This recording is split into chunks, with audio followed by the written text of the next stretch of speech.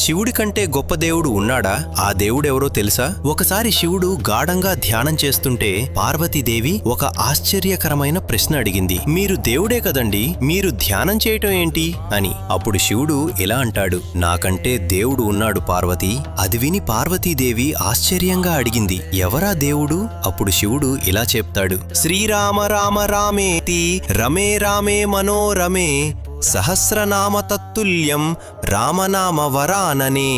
నేను ధ్యానం చేసే దేవుడు ఎవరంటే శ్రీరామచంద్రమూర్తి. అప్పుడు పార్వతీదేవి, ఆయన మానవుడు కదా అని అంటుంది. అప్పుడు శివుడు, ఆయన మానవుడైతే నేను దేవుని ఎలా అవుతాను? అలా ఉన్నాడు.